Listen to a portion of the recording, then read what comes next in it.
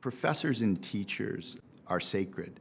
If you're lucky, you have 2 or 3 professors in your life whose impact transcends your time in the classroom. They essentially recreated Washington, I think. I think it's not to exaggerate too much to say that you look around in different alumni groups and events in Washington, and probably tonight as well, you'll see a lot of people who have been directly impacted by the Big Five. Every important thing that's been done over, let's say, the last 30 years, one of them has had a hand in. They are great professors who cared tremendously about their students. Affected thousands of students over their years. I'm certain of that.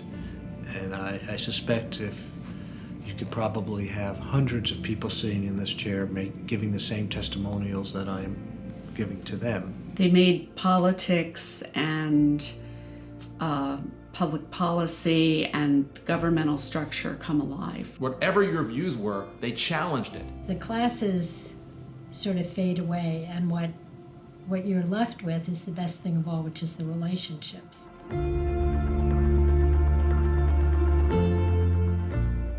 the day-to-day teaching process, you're not, at least I wasn't cognizant of the impact I was having, but it would come back in, when I would read about what one of my students had done, or, they would write a note back saying, what they had remembered from a class. Those were very gratifying. I would go into class and say, what's the argument? What is he saying? And then I would expect them to articulate what they were saying. I looked at when I walk into a classroom of students, I've got other people's children who are sitting in that room. And I think I've got a major responsibility to those people. Every time I walk into the classroom. Most of the time, we all have lapses, but most of the time, I tried to avoid bringing my personal politics into the classroom. I never liked it when my professors were too dogmatic, because there's always a risk that students will give you back on an exam what they think you want to hear, rather than an accurate analysis of a problem. I don't think of myself as having any sort of monumental legacy. There's some things I've done, some things I'm proud of. Bob Freidrich digitized F&M. He created the whole big system. I mean, he really knew what he was doing. And Karlesky knows so much about public policy. Oh, I'll tell you Bob Gray's story. We hired a second person in IR. I got 30 or 40 applications. We do them, Bob Gray turns up. I said, well, he duplicates me. And they all said, he duplicates me. So go through them again. We went through them again. Bob Gray comes up. So after the third time, where Bob Gray came up every time, and he was not even near the person who was second.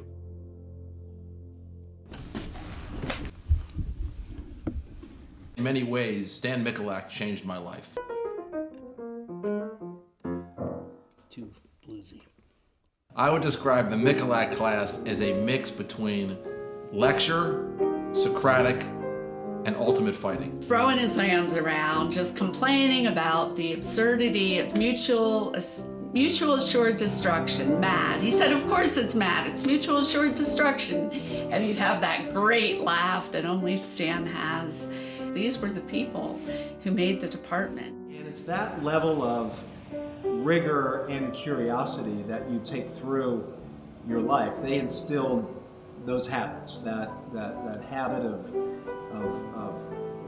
having high standards and also having a really unquenched curiosity that is a real gift to have when you're 18, 19, 20 years old that you can take through your life. In other words, when you think about the Constitution, what is it to you? Is it the words? You sort of realize as you go from day to day and class to class that you're doing things probably for the last time. When you prepare that syllabus for the spring semester course in your last semester, gee whiz, I'm not going to be preparing that syllabus again. I miss being in the classroom and teaching, because I really did enjoy that.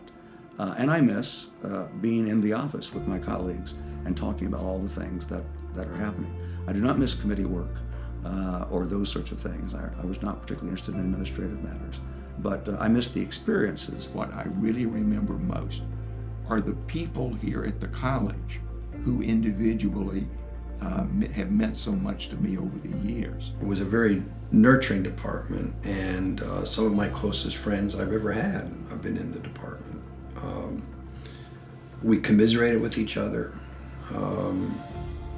In some cases, we worried about tenure together. So a lot of my life is sort of tied up in this place. So I feel like I've, in a sort of emotional sort of way, you have a lot of equity in the college. This place has been my home away from home. I live about 2 blocks away from here. So the two places are almost indistinguishable to me. I worked with students and their minds, and that's what I did. Yeah. And I loved every minute of it.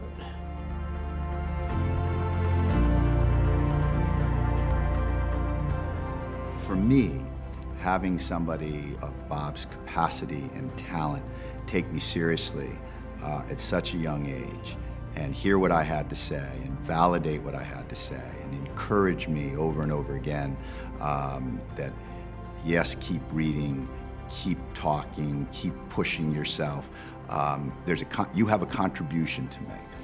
That's just the greatest gift that a professor can give to a student. Every one of them has shown the rest of us how to be a faculty member, how to be devoted to students and how to be committed to good teaching, but also how to be good scholars, and just as importantly, how to be good citizens of the college community. It's really hard to think about how much we'll miss all 5 of them. They've all impacted us in different ways, whether we are their colleagues, whether we are their current students, whether we're their former students, whatever.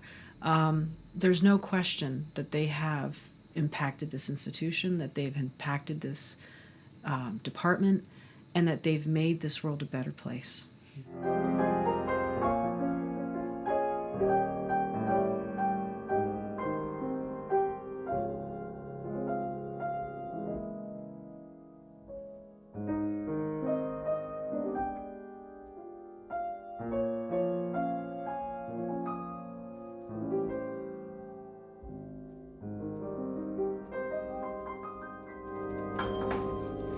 That may be a good piece to close it.